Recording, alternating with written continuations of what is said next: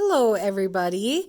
I am going to be making a little video for you today that goes over special types of systems. Now remember, we actually have all of the knowledge for this, but we're kind of given some new techniques to try to work smarter, not harder, and stop solving as soon as we have a bit of as much of an answer as we can get to determine if there's one solution, no solution, or infinite solutions. So I'm starting off with a sample problem here. And one of the things that we can do with this is we can graph. And so I can see that this first equation is ready to graph. It's ready to go. Sorry if I'm a little shaky. And the second equation isn't, though. And the reason that I can tell that is because it is not in that y equals mx plus b form, right? So this one has the y on the left side. It has something x, in this case it's 1, and then it has this b, or it has this, regular old constant over here. I wonder if I can get it to stop unfocusing, refocusing. There we go. So the problem is with this one, I can see that the y is on the correct side, but the x is not. And actually even this 2 is on the right side. And I'm already seeing that these are matching, so that's really interesting. So what we'll do is we'll start by moving the x. And so I'm going to treat this like any other problem where I'm solving for y. So I'm going to have to do the opposite to get that x to the other side. So positive x and negative x make 0. Now don't forget that negative, which is in front of that y. And then I'm going to write that x first and the positive 2 afterwards. Okay? Still a slight problem. It's not in y equals mx plus b. It's negative y right now. So I can kind of pretend that there's a negative 1 there. If we don't see it, we know that there's a 1. So I can divide by negative 1.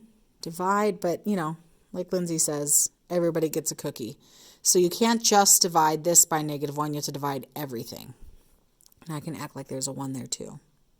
So now negative 1 divided by negative 1, that's 1y. That's what we're looking for. I can even bring this down if I want. Negative 1 divided by negative 1 is just 1, and you can view it that way.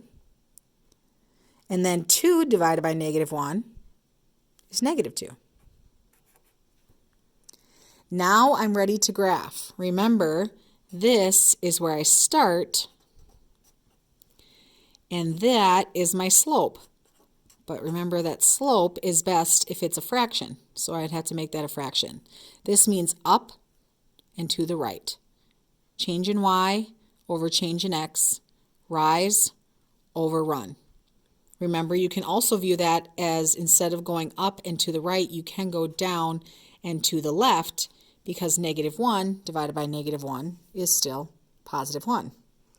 One thing you should probably notice, though, is if you already graphed the first one, you would have started at 2, and you would have gone up 1, right 1, and that's where you would have gone.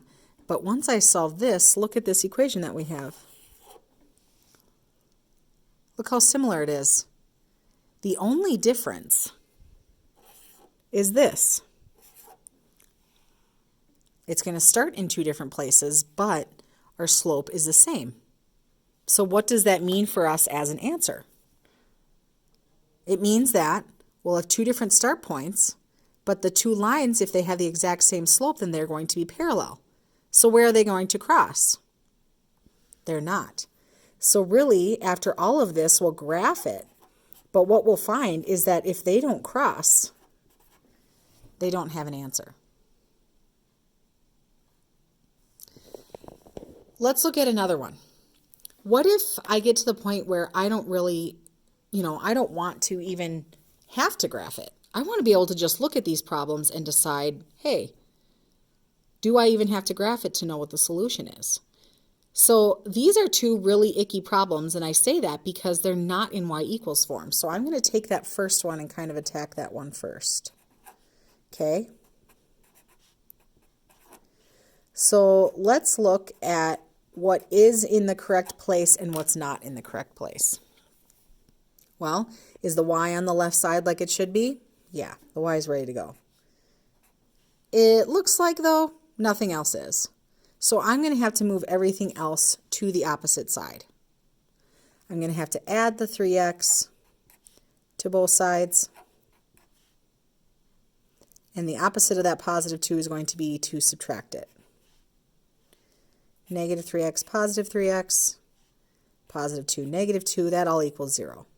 So now I have the y as the only thing on that left side, which is what I was going for.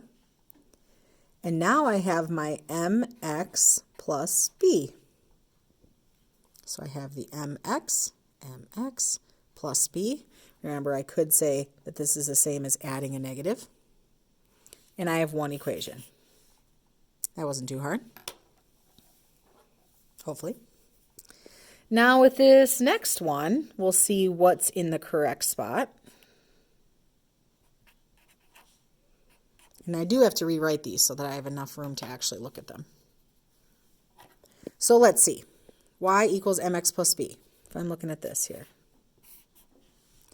Is the y on the correct side? No. Is the mx, the x on the right side, or on the correct side? Ooh, that is, yep. How about the b? Ooh, no, wrong side. So it looks like I'm going to have to move this y, and the only way to do that is to do the opposite. Negative y and positive y is 0. So now I have y. And even though it didn't say plus 2 before, we do know that that's a positive 2, so that's how I would combine those. Well, I can't combine them. That's the whole point, I guess. And then this 3x was already on the correct side.